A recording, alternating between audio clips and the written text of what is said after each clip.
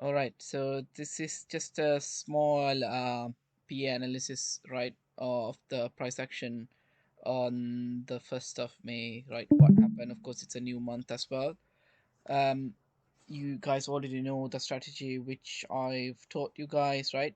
So basically, yesterday was somewhat different. You can see that 8 a.m. low and 8 a.m. high um, candles were marked as well. You can see the 1 hour key level, 1 hour fair value get marked. And what actually happened is you can see price action, um, this right, this 1 hour fair value gap was tapped way before our timeline, right? um, by the UK time 11 a.m. itself, all these lows were induced, so there was nothing over here to hold the price action induced. Took all this liquidity. I'm just gonna delete this for clearness sakes, right? And you can see how there's a price rejection, and then new 1 hour order block being formed from here, right? 1 hour closing above this, uh, and by the time price entered, that's the 8 a.m. candle, uh, New York time, or the 1 p.m. candle, right? You can see price has already created a new high, signaling strength that price wants to reach this high, right? This is our ultimate target liquidity, right? Now, let me just rewind this. Um, okay, so once price actions close like this with 8 a.m. high, 8 a.m. low, what did was had jumped into the 15 minute, right? Jump into the 15 minute and realize, okay, it's 2 p.m. now. You still have, of course, this is when the New York starts, but the New York Stock Exchange times 2:30. So ideally, right, it doesn't need to happen always. Like I told you, ideally you would want to see the 8 a.m. candle low being swept. But the fact here is that understand that price has already tapped into the 1 hour fair value gap, the key area, and what you can see, there's a liquidity sweep, new low being formed, right? Prices high, so break of structure. Now what you expect is to price to continue going up. Um, so if you switch to 5 minute, right? If you switch to 5 minutes, so still this is 8 a.m. high, 8 a.m. low. Majority of the days, someone messaged me, yeah. Majority of the days, what happens is that, so 60 to 70% of the time, what would New York Stock Exchange time do? That's 2:30 New York UK time, or 9:30 New York time, right? So what happens at the time? You can see price opening, sweeping this 8 a.m. low, trapping the early buyers, right? Whoever bought from here, and then the price flies, right? But there's also instances like in today where there was a SMT divergence, right? This indicator I told you, right? With ES, which is SP 500, and price has tapped into what? Um, Price has tapped into the 1 hour fair value gap over here, right? The green line which I've marked is the 1 hour fair value gap over here, and created newer highs, break of structure. Now price wants to go.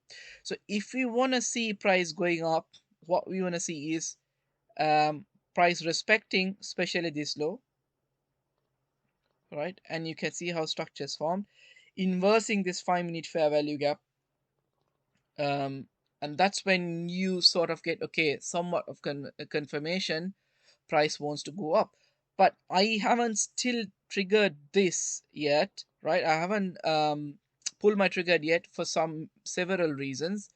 One thing is that because we still, no, it's 210, I agree, but I would at least wait until the price action. So especially when this high is taken, 8 a.m. high is taken, you can always expect price to come back, do something, and then go up, right? Especially the previous 1 hour candle high or low.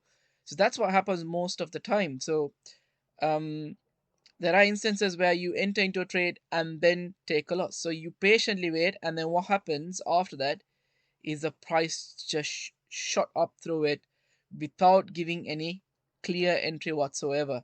Now, if you're a person who's willing to take a risk, right, when this inverse fair value got inversed, right, and then price came back and tapped here, that's when you would basically take a 1:1 trade, just like that, covering this low, covering this low.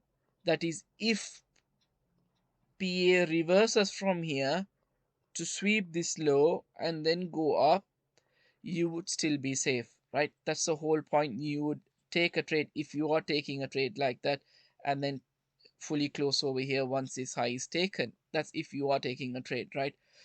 But understand, most of the time once the high is taken, there is a possibility price could reverse, but and they at least give you a pullback to get along with the trade, right? So I don't advise for you guys to get along here, but if you do, understand, you guys keep the stop loss low. But that anytime price can pull back, do this, or pull back, sweep this low, trap all those early buyers and fly as well. But it's all about you taking responsibility of what trades you want to do. So what I did was, on the personal I entered here, but on the prop, if you saw, I waited patiently, and I think I waited for the 1 hour candle closure, if I'm not mistaken. Yeah, there you go. It was a massive jump. Trust me, I felt like, okay, you could have hold the trade with partials, but with all my experience, right, most of the time when high stakes, and then on the day you hold, what happens, price will come and hit your BE, and the day you don't hold, price will fly, right? So the chances of price hitting your BE are more than price flying, so I might as well take partials. I have no regret and close profit over here. But what seems to be the trade that would give you more confidence is if you switch to 15-minute. Now you see the New York Stock Exchange market that has opened now, right? So 2:30 candles open. What you want to do is you want to catch continuation buys, right? You want to catch continuation buys. But to catch a continuation buy, you want to see price making a pullback, right, to somewhere, so that you can catch a buy. So why I waited was, okay, fine, this is like a B grade setup, but this is more like the A setup, right? So you patiently wait to see some sort of a reversal, right? Any sign of price getting weak. Now this is the first time you see, okay, there's a bearish candle, 15-minute. What's happening? Am I gonna see anything interesting? So switch to 5-minute, right? Switch to 5-minute and then patiently wait. Okay, we got all this stuff. Switch to 15-minute again. Is price action making any sort of a difference? Now, with this, what do you see on 15-minute? You cannot expect to be on 1 hour and then expect price action to pull this deep, right? Once this 15 minutes make, what has happened, right? And if you switch to 5-minute, right? If you switch to 5-minute, okay. Now, if you are planning to look for buys, you want some sort of a confirmation, right? You want some sort of a confirmation. Nothing clear on 1 minute much, but when you patiently wait and look what's happening, building up over here, what can you guys see, right? This is just more confirmation, isn't it? When this over here closes above, you have an obvious draw of liquidity, and then this is more confirmed when there is a SMT with divergence as well. So by this time, this is where I entered uh, over here. That simple 1:1 trade. I wanted to try, okay, this is where I was like, okay, fine. If I am to be proven wrong, it's okay. But for me, this looks like what you can trade. The only risk I had was this being equal lows, right? This being equal lows, whether price could just tap in here. But when I saw structure here creating and then highs breaking, new highs forming, I didn't mind a new new entry, taking an entry over there, right? Now, of course, on the lower time frame, if you see, this will be a inversing of a 5 minute fair value gap. And then I know Lowy likes to trade on the lower time frame.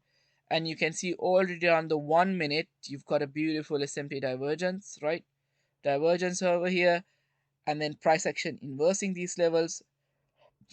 I think that was enough for me to enter into a trade. And once the price hits, um, yeah, takes that high, and I closed completely, right? Fully closed. That's what you saw. I was not bothered about holding more high, because the same reason I didn't hold how high here, right? Once the high is taken, took partials, no one can predict that the price would fly up here for the same reason, right? And then for the rest of the evening, PA was basically ranging, right? PA was basically ranging, you can see. So it's a good thing I closed from here, and then price is just in a range, right? That's just the trade breakdown for today. Um, no, no page. That low did not get take, so that's probably for Monday, right? That's probably for Monday. I think Asia will open, sweep this low, and then maybe Asia market will move up, and then probably get for another. You can enter another trade. But this is I mean, the narrative to trade NAS 100 or MNQ is pretty easy. You see, they say trading a trending market, because it's quite easy for you to find a market direction, and you would only be buying most of the time. So the odds of you being right are correct. Now, this big drop was during the wartime, right? During the wartime or the stagnant period. So that shouldn't be something that should concern you, right? I hope that was just a short trade breakdown. I hope that was clear.